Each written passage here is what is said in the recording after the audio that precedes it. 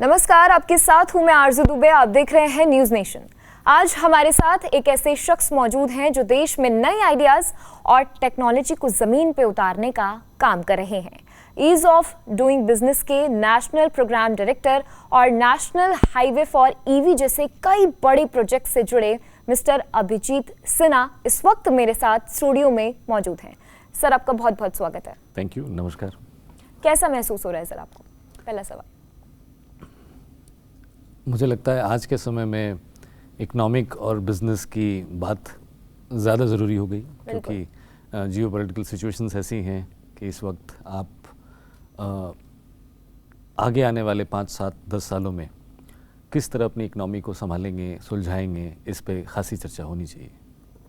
बिल्कुल सर, आप धर्म को आधार का अर्थ बताते हैं और शुभ लाभ जैसी कई बातें आपने कही हैं। हम हमारी नीतियों में इसको अब कैसे देख सकते हैं? देखिए, इस कॉन्टेक्स्ट में धर्म के जो इंटरप्रिटेशंस रहे हैं पिछले कई सालों में और पिछले 60-70 सालों में लाभ को लेकर या कैपिटलिज्म को लेकर या कोई बड़ी कंपनी है जैसे रिलायंस हो या अडानी हो या अंबानी हो या कोई भी हो, जिनके पीछे के समय में कुछ चर्चाएं चली हैं, हुई हैं, और इनसे रिलेटेड जो बाहरी कंपनीज या बाहरी रिपोर्ट्स आई और उसके ऊपर पूरे देश ने एक लंबे समय तक चर्चा की। इसको अगर आप पर्सपेक्टिव की तरफ देखें तो पिछले 60-70 सालों में कैपिटल और बड़ी कंपनी बनाना या किसी भी व्यक्ति को सामाजिक स्तर पर अगर आप देख लें, कोई व्यक्ति अगर बड़ा हो जाता है तो लोगों की एक आम अवधारणा बन जाती है कि उसने ज़रूर कुछ गलत किया होगा, कुछ चोरी की होगी, कोई बेईमानी की होगी, कोई गलत काम, कोई क्राइम किया होगा, तभी उसने इतने पैसे बनाए। ये अवधारणा over a period of time बनी और ये लेफ्ट की अवधारणा थी कि आप कैपिटलिस्टिक अगर हैं तो आप कुछ ना कुछ बुरा कर रहे होंगे, कुछ ना कुछ गलत कर रहे होंगे। जबकि अगर देश के प्रोस्पेक्टिव से देखें तो आज अगर आपको बहुत सारे उद्योग लगाने हैं, बहुत सारे लोगों को नौकरी देनी है, बड़े डेवलपमेंट्स करने हैं, देश को विश्व के पटल पर अगर रखना है और ईज़ ऑफ डूइंग बिजनेस की बात करें या इकोनॉमिक ग्रोथ की बात करें, तो देश के अंदर जो कंपनीज़ हैं, देश के अंदर जो बड़ी कंपनीज़ हैं या मिड साइज़ की MSMEs कंपनीज़ हैं, वो अगर बड़ा होती है, वो अगर बढ़ती है, तो ये दोनों चीज़ें मेल नहीं खाती हैं एक दूसरे से। सो अगर आप एक राइट रेफरेंस लेना चाहते हैं पीछे जाकर के अपने थॉट प्रोसेस से या अपने एंशिएंट विजडम से, तो आप ज़रूर वो जानना चाहेंगे कि हमारा एक्चुअल सिविलाइजेशन लाभ के बारे में क्या कहता है, प्रॉफिट के बारे में क्या कहता है, वेल्थ बिल्डिंग के बारे में क्या कहता है। तो आज अगर आप वेल्थ क्रिएटर्स को एक नेगेटिव तरीके से देखते हैं या नेगेटिव कोनोटेशन में उनको फ्रेम कर दिया गया है, तो आप थोड़ा अपने शुभ और अपने लाभ के बारे में देखें। एक तरफ जब भी आप पूजा करते हैं तो शुभ लिखा जाता है और दूसरी तरफ लाभ लिखा जाता है। इसका कॉन्टेक्स्ट ये है कि do well in an ethical right manner and make be prosper, make profit and be prosper. So do well को डिफाइन कैसे करते हैं? अगर आप उस राष्ट्र के उस समय के कानून के हिसाब से सही काम कर रहे हैं, जो भी रेगुलेटरी बॉडीज़ हैं, फाइनेंशियल बॉडीज़ हैं, कोर्ट्स हैं, जो लॉज आपको दिए गए हैं, ये अर्थशास्त्र का लाइन है शुभ लाभ। और आज अर्थशास्त्र तो लागू नहीं होता है, बहुत सारे अर्थशास्त्र में जो कोनोटेशंस थे वो आज लागू नहीं होते, लेकिन आज का कानून भी उस परिवर्तन को, उस इंटरप्रिटेशन को वैलिडेट करता है। साल 2047 तक भारत को $35 ट्रिलियन की अर्थव्यवस्था और $10 ट्रिलियन की हरित अर्थव्यवस्था बनाने का सपना है जी। इस लक्ष्य को आप कैसे हासिल कर सकते हैं? और सबसे बड़ी बात, अगर आपका जवाब हाँ है तो इसके लेकर तैयारियां क्या चल रही हैं? देखिए, ये दो कैलकुलेशंस हैं। ऐसा नहीं है कि $52 ट्रिलियन का कैलकुलेशन यदि मैं सब्सक्राइब करता हूँ, कहता हूँ कि मेरा भी कैलकुलेशन यही है, तो मुझे PMO में कुछ ज़्यादा नंबर मिलेंगे। आप या तो 30-35 ट्रिलियन के आसपास की डॉलर की इकनॉमी होंगे 2047 में, या फिर $52 ट्रिलियन की इकनॉमी होंगे। ये दोनों दो कैलकुलेशन के बेस नंबर्स मैं आपके साथ शेयर करता हूँ। दर्शक भी बहुत आज के समय में अपनी ग्रोथ रेट को लेकर, देश किस पैमाने पर आगे बढ़ रहा है और वो ग्रोथ रेट ट्रांसलेट होती है कि नहीं। ईज ऑफ डूइंग बिजनेस सिर्फ वर्ल्ड बैंक की रैंकिंग नहीं है, ये लोगों की ज़िंदगी में, उनके रोज़मर्रा के कार्यक्रम में, छोटे कारोबारियों की ज़िंदगी में भी ट्रांसलेट होता है। और कैसे ट्रांसलेट होता है, उसके लिए देश को इस वक्त किन चीज़ों के ऊपर ध्यान देने की ज़रूरत है, ये आई थिंक ये बहुत ब्रॉड सब्जेक्ट है और सबको जानना चाहिए। $30 ट्रिलियन की इकोनॉमी का जो कैलकुलेशन है वो हमारी purchasing power economy, PPP economy के ऊपर डिपेंडेंट है। हम करीब 2047 के आसपास 168 करोड़ लोग होंगे। दैट इज़ द पॉपुलेशन का जो प्रेडिक्शन है वो 2047 में 168 करोड़ पीपल का है। और हाल की स्टडीज़ को अगर आप देखें और ओवर पिछले 10 साल के अंदर जो परचेजिंग पावर में लोगों की ताकत आई, और सरकार ने भी अब 12 लाख तक यदि कोई कमाता है तो उसको टैक्स फ्री जोन में रखा है। हाल में अगर वर्ल्ड बैंक के IFC के आंकड़ों को अगर आप देखें तो एक बड़ा सेगमेंट था, एक बड़ा वर्ग था जो गरीबी रेखा के अंदर था, वो गरीबी रेखा के बाहर आ गया है। सो इन सब प्रोस्पेक्ट को अगर आप परचेजिंग पावर में ट्रांसलेट करते हैं तो एक बच्चा जो 2000 साल के बाद जन्म लेता है और रोटी, कपड़ा, मकान, मोबाइल, पढ़ाई, बाइक, स्कूटर, कपड़े, ये सब कुछ कंज्यूम करता है अपनी लाइफ टाइम में, और एवरेज एक्सपेक्टेंसी की जो रेशियो है उस पर पूरा करते करते वो करीब $2,40,000 अपने जीवन में खर्च करता है। अगर आप $2,40,000 को 2047 की 168 करोड़ पीपल की पॉपुलेशन के साथ मल्टीप्लाई कीजिए तो आपको $35 to $38 ट्रिलियन के आसपास की परचेजिंग पावर इकोनॉमी हाथ में आएगी। ये इकोनॉमी बाय डिफ़ॉल्ट नहीं बढ़ती जाएगी। इस इकोनॉमी को 8% का ग्रोथ रेट चाहिए। हम 6.4, 6.2 के पास आज बढ़ते हैं, और इसको एक अनडिस्ट्रैक्टेड, अनडिवाइडेड अटेंशन चाहिए। आपको कहीं झगड़ों में नहीं उलझना है, आपको किसी ऐसी सिविल वॉर के सिचुएशन में नहीं आना है। कोई भी, बहुत सारे फैक्टर्स होते हैं जो इकोनॉमिक ग्रोथ को, कभी कभी बार बार पार्टियों का बदलना भी इकोनॉमिक ग्रोथ का एक रीज़न बन जाता है। सो जब 2022 में हम 25 साल दूर थे तो हमारे माननीय प्रधानमंत्री जी ने इस विज़न को दिया कि अगले 25 साल में जब आप 100 साल के एक देश बनने वाले होंगे, इससे पहले ज़रूरी है कि आप उस विज़न को सब्सक्राइब करें कि पिछले 70-75 सालों में जो कुछ हमने नहीं किया उसको हम अगले 25 साल में अटेम्प्ट करेंगे। सो ये कैलकुलेशन कहती है कि आप सिर्फ स्टेबल तरीके से बढ़ते जाएंगे तो आप यहाँ पहुँचेंगे। लेकिन दूसरी इकोनॉमी की कैलकुलेशन है जो कहती है कि आप $52 ट्रिलियन की इकोनॉमी हो सकते हैं, और वो आप तब हो पाएंगे जब आप उस इकोनॉमिक ग्रोथ रेट से बढ़ेंगे जिस इकोनॉमिक ग्रोथ रेट से जापान 1970 से 1995 के बीच बढ़ रहा था। सेकेंड वर्ल्ड वॉर के बाद, 2 बम गिरने के बाद जापान की आर्थिक स्थिति, सामरिक स्थिति बहुत कमज़ोर थी। उन्होंने 2045, 55, 47 से 50 से आप मान लें तो 50 से 70 तक अपने आप को पैरों पर खड़ा करने में बिताया, और 70 से 1995 के बीच में उनकी जो ग्रोथ थी वो 25 टाइम्स थी। ये 25 टाइम्स ग्रोथ को अगर आप कैलकुलेट करके देखें भारत के पर्सपेक्टिव में तो हम अभी $4.18 ट्रिलियन की इकोनॉमी है। कंजर्वेटिव साइड से आप $3.2 ट्रिलियन की एक डबल इकोनॉमी ग्रोथ जापान की जो थी वो डबल थी, वो इंक्रीमेंटल ग्रोथ नहीं थी। उन्होंने हर 3-4 साल के बाद खुद की इकोनॉमी को डबल किया।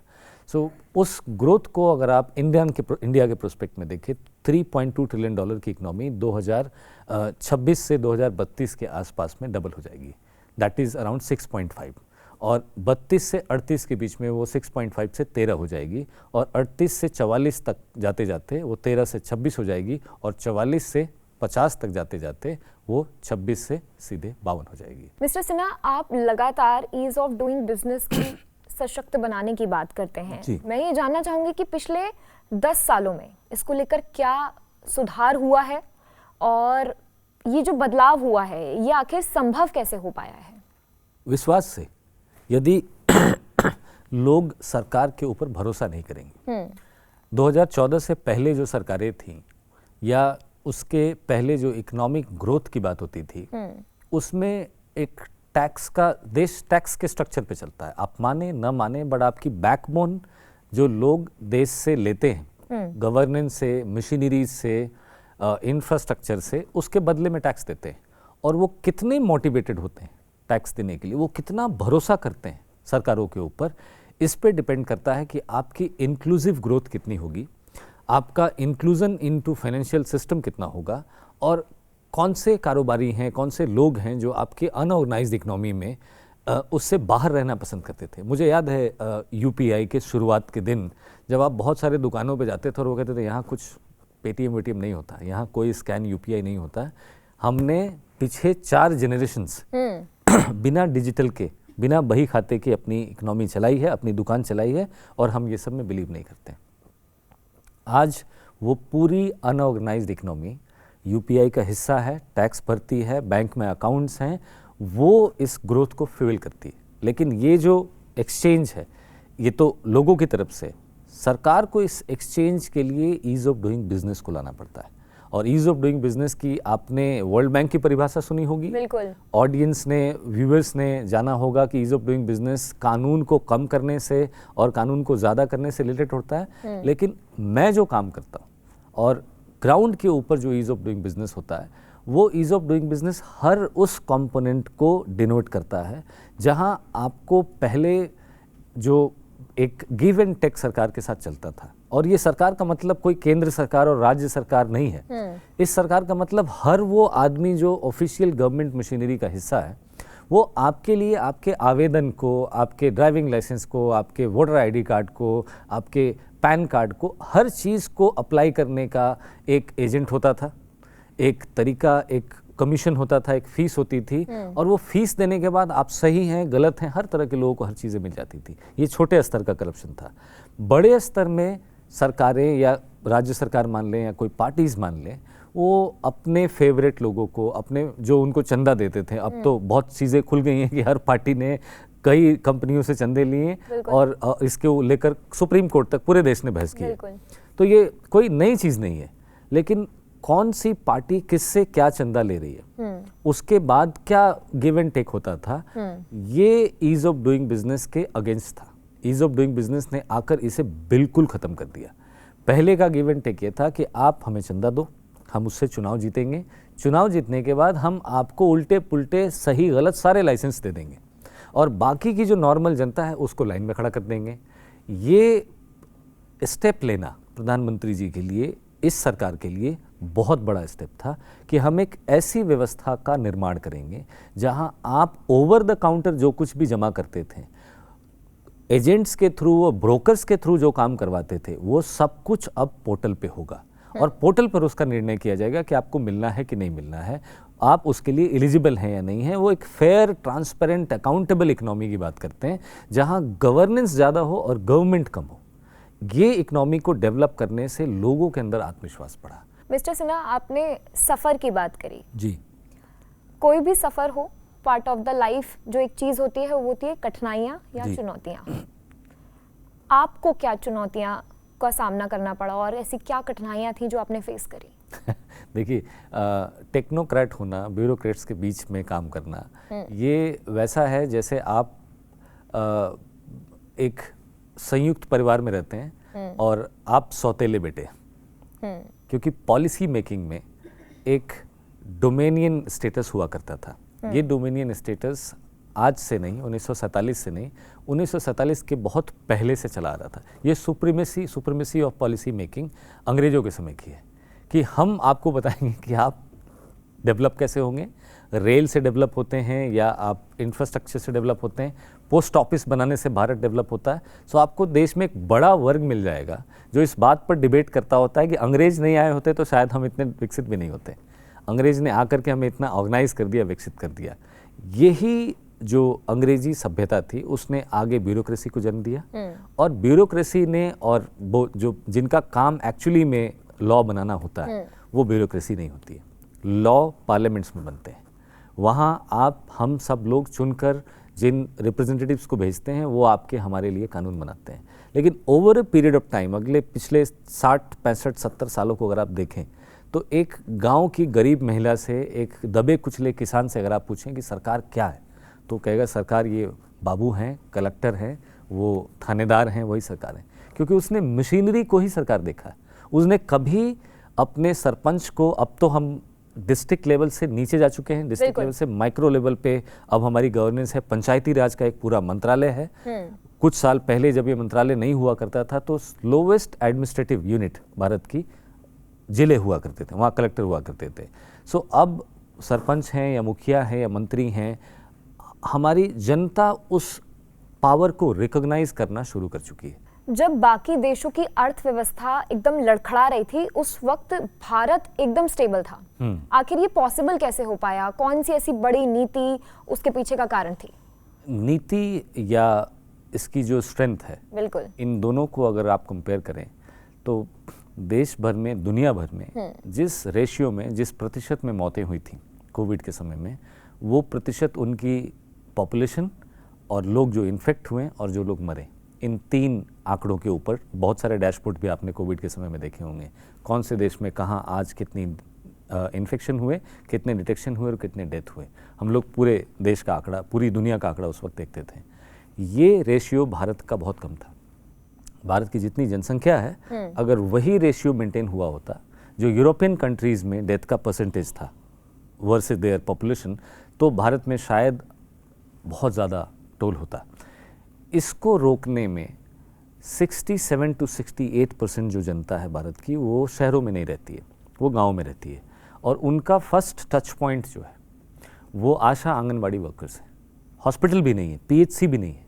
बहुत सारे रूरल लोकेशंस ऐसे हैं जहाँ प्राइमरी हेल्थ सेंटर्स भी नहीं है, वहाँ के लिए जाना पड़ता है प्राइमरी हेल्थ सेंटर। तो उनके पास अगर हेल्थ के बारे में कुछ पूछना है तो फर्स्ट टच पॉइंट आशा ताई हैं या फिर आंगनवाड़ी वर्कर्स हैं जो उनको बताती हैं।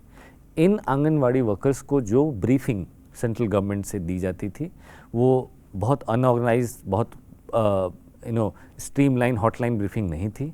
वो व्हाट्सएप ग्रुप्स जो बने हुए थे जिस पे वो ऑपरेट करते थे, उसी में कुछ PDF, कुछ इंस्ट्रक्शंस भेजे जाते थे। उनको थोड़ी सी इन्फॉर्मेशन, थोड़ी सी ट्रेनिंग और थोड़ी सी डिवाइस टेक्नोलॉजी के साथ जो मिरेकल आशा आंगनवाड़ी वर्कर्स ने किया, उन्होंने लोगों को न सिर्फ समझाया, उनको उनके घरों में रोके रखा कि वो वैसी भीड़ न लगाएं जो भीड़ आपको कैमरों पर यूरोपियन कंट्रीज़ में देखने को मिली। क्योंकि ज़्यादातर यूरोपियन देशों में, जिसको हम मानते थे कि बहुत अच्छी हेल्थ की व्यवस्था है, उनका हेल्थ इंफ्रास्ट्रक्चर बहुत अच्छा है, वो बिल्कुल झूठ निकला। क्योंकि ज़्यादातर घरों में CPR तक की टेक्नोलॉजी होती है। ऑक्सीजन के सिलेंडर ऑलरेडी घर में होते हैं, कोई बीमार पड़ जाए, कभी किसी को ज़रूरत पड़ जाए। लेकिन जो उनके शहरों की व्यवस्था है, उसमें बड़े अस्पताल नहीं होते थे जहां लोग जाकर एडमिट हो सकें। और कोविड का समय ऐसा था, सबको बेड चाहिए था, सबको ऑक्सीजन चाहिए था, लोग घरों में घबरा रहे थे अगर उनको इन्फेक्शन हो रही थी तो। सो बहुत सारे लोग भारी मात्रा में उन अस्पतालों के पास जाकर अपना सब कुछ देने को तैयार थे, फिर भी उन्हें बेड नहीं मिल रही थी। इसी वक्त जब ये इस परिस्थिति से वेस्ट जूझ रहा था, हमारे यहाँ आशा आंगनवाड़ी वर्कर ने लोगों को क्वारंटाइन किया, घरों में रहने के लिए राजी किया, उनको शांत किया कि वो घबराए नहीं, और उसमें से बहुत सारे लोग ठीक हुए। इस वजह से जो डेथ का रेशियो था वो बहुत कम हुआ भारत में। वर्ल्ड हेल्थ ऑर्गेनाइजेशन ने, WHO ने इन आशा आंगनवाड़ी वर्कर्स को बाद में उनके इस प्रयास के लिए, सराहनीय कदम के लिए बहुत बड़ा एक पोजीशन दिया, director general of health care का। इस पदवी को मिलने के बाद हमारे प्रधानमंत्री जी ने सभी आशा आंगनवाड़ी वर्कर्स के रिप्रेजेंटेटिव्स के साथ 1 घंटे तक करीब मीटिंग की, उनके अनुभव को साझा किया, समझा कि बहुत कम प्रशिक्षण है, बहुत कम उनके पास डिवाइस है और बहुत कम उनके पास ट्रेनिंग है, पैसा भी बहुत ज़्यादा नहीं मिलता है। तो 15,000, 16,000, 12,000 कमाने वाली वो वर्कर्स ने इतना बड़ा करिश्मा, जिससे कि देश आज बड़े शान के साथ कहता है कि हमने सिर्फ टीकाकरण ही नहीं किया, हमने लोगों को बचाया। वैक्सीन ढूंढी, वो तो बहुत ऊपर लेवल पे हो रहा था, लेकिन वैक्सीन लगाई गई, लोगों को शांत रखा गया। ये सब कुछ जो मिरेकल किया गया वो बिना प्रशिक्षण के, बिना डिवाइस के और बिना बहुत ज़्यादा अत्यधिक कार्यभार, उनके ऊपर वर्कलोड भी बहुत ज़्यादा होता है। तो इसको अपग्रेड करने के लिए जिस प्रोजेक्ट को या जिस थॉट प्रोसेस को गवर्नमेंट ने इस वक्त असाइन किया, उसका नाम दिशा है, और इत्तेफाक से मैं उसका प्रोजेक्ट डायरेक्टर हूँ। आगे आने वाले समय में आप इन्हीं आशा आंगनवाड़ी वर्कर्स को डिजिटल डिवाइस हैंड होल्ड करते हुए देखेंगे। इनके पास जो डेटा होता था, वो डेटा दुनिया में, अगर आप माने कि एशिया का सबसे बड़ा हेल्थ केयर का डेटाबेस किसी के पास हो सकता है, बन सकता है, तो ये इन आशा आंगनवाड़ी वर्कर्स के पास बन सकता है, जिसका इस्तेमाल ड्रग डिस्कवरी के लिए किया जा सकता है, जिसका इस्तेमाल पॉपुलेशन हेल्थ मैनेजमेंट के लिए किया जा सकता है। हर बड़ी ड्रग की और हेल्थ पॉपुलेशन मैनेजमेंट की कंपनीज या इवन गवर्नमेंट जो स्टेट की हों या सेंटर की हों, वो जो भी हेल्थ के मेजर्स बजटिंग लेती हैं राज्यों के स्तर पर या जिलों के स्तर पर, उन सब में इन पॉपुलेशन हेल्थ मैनेजमेंट, इसके स्पेक्ट्रम, इसके हीट मैप, कहाँ कैंसर ज़्यादा है, कहाँ डायबिटीज़ ज़्यादा है, इनसे पूरी पॉपुलेशन की हेल्थ का स्पेक्ट्रम और बजटिंग की जाती है। ये डेटा आज के समय में खासकर प्राइवेट कंपनीज कहाँ से लेती होंगी? ये डेटा आज के समय में हर हॉस्पिटल को हैक करके, उनको चुरा करके डार्क वेब पर बेचा जाता है। कोई ऐसा अस्पताल नहीं है, कोई ऐसी टेस्ट की आपकी डिस्पेंसरी नहीं है जिसका डेटा हैक नहीं होता हो और ये डार्क वेब पे नहीं बेचा जाता हो। सो इस पूरे मुहिम को, आशा आंगनवाड़ी वर्कर को हम एक रिकग्निशन दे सकें, हम एक रिवॉर्ड दे सकें और हम एक रीइंबर्समेंट दे सकें, उनकी जो इकोनॉमिक स्थिति है उसका एक एलिवेशन ला सकें। ये जो विज़न प्राइम मिनिस्टर ने दिखाया, उस विजन के ऊपर जो पायलट हो रहा है, digital innovation and intervention for sustainable health take action, ये पायलट आगे आने वाले समय में, आगे 3 से 4 सालों के अंदर में जो हमारी जीडीपी स्पेंड है, 2% का जीडीपी स्पेंड है हेल्थ के ऊपर, इसमें न सिर्फ इजाफा लाएगा बल्कि इसको इतनी ताकतवर स्थिति में लाएगा कि आप जीडीपी स्पेंड को कंट्रीब्यूट कर सकते हैं। हेल्थ अभी कंट्रीब्यूट नहीं करता है, एजुकेशन जीडीपी में कंट्रीब्यूट नहीं करता है, बट आने वाले समय में ये कंट्रीब्यूट कर सकेगा और ये बहुत बड़ी बात होगी विकसित भारत के उस विजन के लिए, जहां आपको 30-35 ट्रिलियन डॉलर की इकोनॉमी बनानी है। आपको अपने स्पेंड वाले सेक्टर्स जो हैं उनको कम करना पड़ेगा और जो सेक्टर्स जीडीपी में कंट्रीब्यूट करते हैं उनको स्ट्रॉन्ग करना पड़ेगा। एजुकेशन और हेल्थ दोनों इस वक्त फोकस पे। भारत को पहला $1 ट्रिलियन बनने में 65 साल का समय लगा है और अच्छी बात अब यह है कि हर साल 1 ट्रिलियन ऐड हो रहा है। इसमें राज्य सरकार भी 1-1 ट्रिलियन का टारगेट सेट कर रही है। उनका क्या रोल है और ये जो पॉसिबिलिटी है ये कैसे हो पाया मुमकिन? देखिए, पहला ट्रिलियन बनाने में हमें 65 साल लगे, बिल्कुल। दूसरा बनाने में हमें करीब 8 साल लगे, तीसरे में 5 साल लगे और चौथे में 3 साल लगे। आगे आने वाले समय में हम 2 साल में हम 5वां ट्रिलियन बना पाएंगे। इसके बाद अगर आप 4 राज्यों को देखें, उत्तर प्रदेश, गुजरात, महाराष्ट्र और तमिलनाडु, ये चारों राज्य करीब 1 ट्रिलियन डॉलर के मिशन मोड में है और इस मिशन मोड को पूरा करने के लिए इन्होंने इन्वेस्टमेंट, डेवलपमेंट, इंफ्रास्ट्रक्चर और कंक्लूसिवली अगर प्रोडक्ट्स की, मैन्युफैक्चरिंग की या उस राज्य में क्या एमएसएमई की ताकत होनी चाहिए, इसके और क्या इन्वेस्टमेंट के आने से उस राज्य में हो सकता है, क्या मिरेकल हो सकता है, इन सब को कंक्लूड करने की बात करें तो ये चारों राज्य, जिसमें से उत्तर प्रदेश और तमिलनाडु करीब 1 ट्रिलियन के पास की इकोनॉमी है। महाराष्ट्र और गुजरात पहले से ही नंबर 2 इकोनॉमीज़ में रहे हैं भारत में।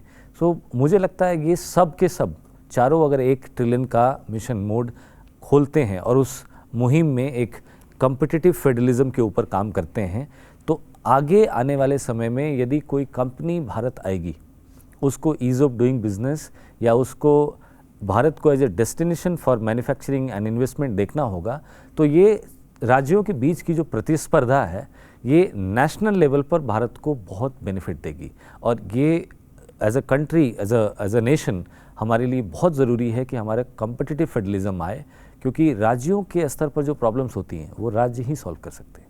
वो केंद्र सरकार के तक आदेश से या मंत्रालयों के ऑर्डर से सॉल्व नहीं किए जा सकते हैं और कोई भी इन्वेस्टमेंट जो आती है वो सब दिल्ली में इन्वेस्ट नहीं होती है।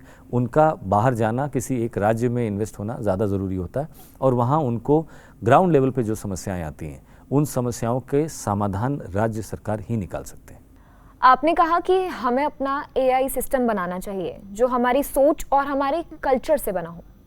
आखिर ये पॉसिबल कैसे है कि हम AI सिस्टम बनाए भी और चीन या फिर बाकी देशों की नकल ना करे? ऐसा ज़रूरी क्यों है, ये बताइए आप मुझे। आई थिंक पूरी दुनिया देख रही है। आपने भी महाभारत देखी है, बिल्कुल। मैंने भी महाभारत देखी है, आप भी आयरन डोम देख रही है, मैं भी आयरन डोम देख रही हूं। बिल्कुल। इन दोनों में रिजेम्बलेंस क्या है? एक वक्त था जब महाभारत दूरदर्शन पे टेलीकास्ट किया जाता था, एक तीर इधर से चलता था, दूसरा तीर इधर से चलता था। लोग कहते थे क्या कॉमेडी, क्या मैथोलॉजी। सो आपका कॉन्टेक्स्ट ऑफ पोजीशन, देश किस जगह से कहाँ पहुँचा, लड़खड़ाया, फिर उसके ऊपर आक्रमण हुआ, उसको बर्बाद किया गया या उसको कॉलोनाइज किया गया, फिर लड़ाई लड़ी, फिर आज़ाद हुआ। इस पूरे कर्व में अगर आपको एक ऐसी जनरेशन बतानी है जो सिर्फ पीछे 40-50 सालों का इतिहास जानता है, तो कहेगा हम तो कुछ भी नहीं थे, हमारे यहाँ कोई इनोवेशन नहीं होती थी, हमारा कोई कल्चर नहीं था, हमारा कोई सिविलाइजेशन नहीं था। इंडिया इज़ जस्ट 1947 के बाद का India. India is not only 1947 के बाद का India. India is Bharat which has lot of years. अगर आप उसकी डेटिंग करने जाएं तो 7,000 से 12,000 साल तक का सिविलाइजेशन निकल के आएगा। इस पूरी सिविलाइजेशन को आज आपकी नई जनरेशन आर्टिफिशियल इंटेलिजेंस में पिरोने वाली है। और आर्टिफिशियल इंटेलिजेंस में जब तक आप अपना कुछ स्ट्रेंथ नहीं इनपुट देंगे या आपकी कोई डिज़ाइन नहीं है, आपका कोई थॉट प्रोसेस नहीं है, तो जैसे आप पहले कॉलोनी थे, आज आप डिजिटल कॉलोनी बन जाएंगे। आर्टिफिशियल इंटेलिजेंस के सारे काम यूरोप में होंगे, अमेरिका में होंगे, इंग्लैंड में होंगे, उन विकसित राष्ट्रों में होंगे, और उनका वर्कशॉप आपके यहाँ हो रहा होगा। जैसे आप कभी एक इकनॉमी थी, मैं किसी पर्टिकुलर गवर्नमेंट के बारे में नहीं बोलना चाहता, लेकिन जहाँ सारे काम वहाँ हो रहे थे, उनके कॉल सेंटर हमारे यहाँ खुले हुए थे, उनके वीज़ा और कार्ड वहाँ चल रहे थे, उनके कॉल्स यहाँ रहते। वो बैकएंड हम देश का, दुनिया का बैकएंड नहीं है। और ये बैकएंड नहीं बनने के लिए आपको आपकी ताकत का अंदाज़ा होना चाहिए। बिल्कुल। और आपकी ताकत का अंदाज़ा आपको तभी होगा जब आप इस बात से बाहर निकलेंगे कि हम एक ऐसी सिविलाइजेशन नहीं है जिसके पास कुछ था ही नहीं। हाँ, हमारे पास बहुत कुछ था। हम एक वक्त था कि 32% ऑफ इकोनॉमी होल्ड करते थे, और वो वक्त हर्षवर्धन और चाणक्य का था, अर्थशास्त्र उसी वक्त लिखा गया है। और वो वक्त धीरे धीरे 2020-22 BC तक आते आते मोहम्मद गोरी के आक्रमण के बाद फिर कॉलोनाइजेशन, फिर अमेरिका, फिर ब्रिटेन, फिर फ्रांस और पोर्टुगीज़ आते गए, और फिर हमने लड़ाई लड़ी और आज़ाद हुए। सो आप अपनी एक जनरेशन को, जिसको आप ये बताते हैं कि हम यहाँ थे, उसके बाद हम नीचे गिरे और हम फिर दोबारा वापस उठ रहे हैं। और अगर ये जो मैंने 35 ट्रिलियन और 52 ट्रिलियन डॉलर दोनों कैलकुलेशन की बात की, इसमें से एक कैलकुलेशन भारत अचीव करता है, तो भारत उसी रास्ते पर दोबारा होगा जिस वक्त वो हर्षवर्धन के समय में था। इस पूरे कर्व में आप बिना डिबेट किए, बिना किसी डिज़ाइन को सजेस्ट किए, या बिना किसी कॉम्पिटेंस को, यूनिसिटी को लाए, यदि अपनी डिबेट हार जाएंगे वेस्ट के सामने कि ठीक है आप बताओ हमें क्या करना है, कौन सा वाला AI का मॉडल हमें विकसित करना है, तो फिर हम कुछ भी नहीं बना पाएंगे। हम सिर्फ डिजिटल कॉलोनी बन के रह जाएंगे। यही रीज़न है कि मैंने कहा कि AI पे हमें काम करना चाहिए और अपनी इकोनॉमी बनानी चाहिए। बिल्कुल। 2047 तक के अमृतकाल में सिर्फ तरक्की पर बात नहीं हुई है, आर्थिक स्थिति को लेकर बात नहीं हुई है, बल्कि भारत को एक डिजिटल इंडिया बनाने का भी दावा हुआ है, वो भी 100% तक का। उसको एक्सपोर्ट बनाने का भी दावा हुआ है, सपना देखा गया है। आज की युवा पीढ़ी इसमें क्या रोल निभा सकती है? डिजिटल इंडिया की अगर बात करें, या एक ऐसी इकोनॉमी की बात करें जिसमें आपकी अकाउंटेबिलिटी, ट्रांसपेरेंसी, एक हद तक सेटिस्फैक्शन, मीनिंगफुल और सस्टेनेबिलिटी, ग्रीन भी हो, प्रकृति भी हो, विकास भी हो, विरासत भी हो, इन सब चीज़ों को साथ में जोड़ने के लिए युवाओं का जो रोल है वो बहुत ज़रूरी है।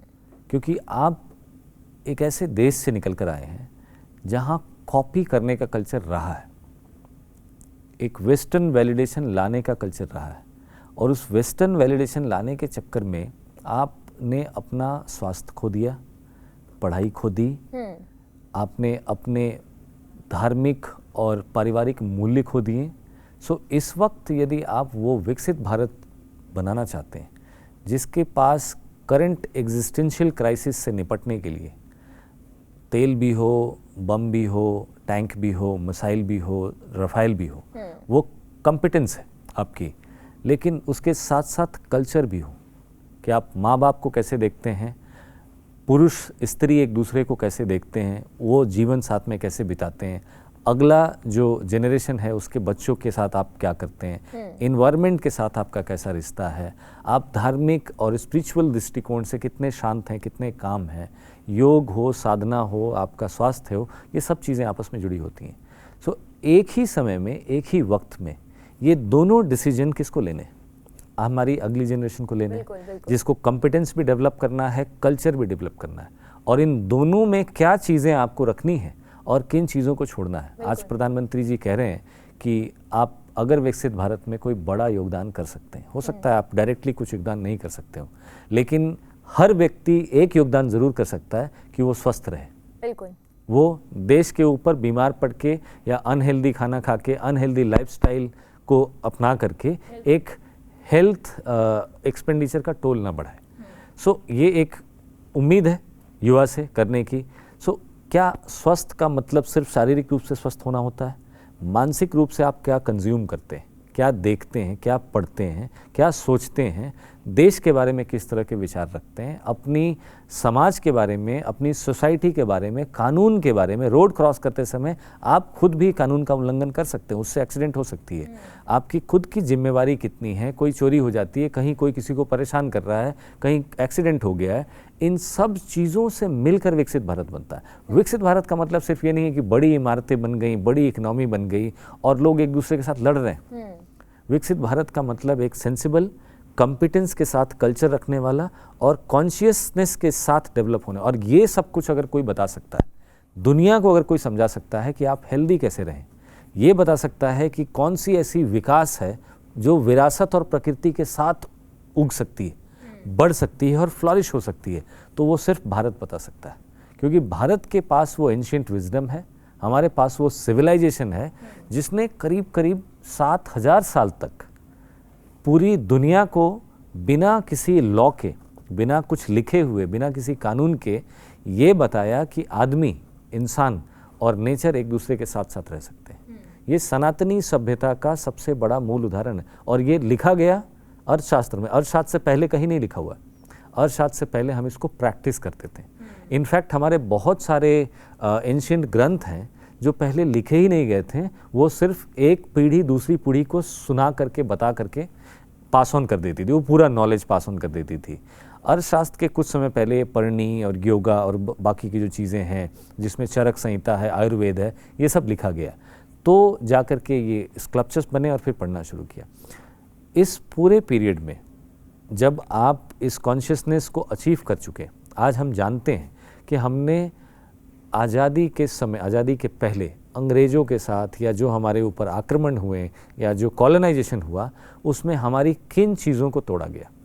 गुरुकुल की व्यवस्था को तोड़ा गया, आपकी फूड का जो पूरा कल्चर था, आप एक अच्छा खाना खाते थे जिसको आप मिलेट्स कहते हैं आज, कि मिलेट्स खाना चाहिए। हर एक्टर को, हर एक्ट्रेस को आप देखें, वो कहेंगे हम ये नहीं खाते, ये नहीं खाते, हम मिलेट्स खाते हैं। हम originally as a nation millets ही खाते थे। आपको किसी ने आकर के पॉलिश्ड राइस दे दी, खाद डालने वाला खाना दे दिया, वो कल्चर की कॉपी पेस्ट का जो हमने फल भुगता है, इस जनरेशन को समझना पड़ेगा कि वो दोबारा वो गलतियां नहीं हो। हम वैलिडिटी के चक्कर में, फैशन के चक्कर में, कॉपी पेस्ट के चक्कर में और वेस्टर्न कल्चर के अनुसरण के चक्कर में कुछ ऐसा ना कर बैठे जिसका परिणाम आज हम भुगत रहे। अब हमारी पूरी जनरेशन फूड को लेकर के दोबारा से कॉन्शियस हो रही है और वो कह रही है कि हमें वही खाना चाहिए जो हमारी एंशिएंट जनरेशन खाती थी।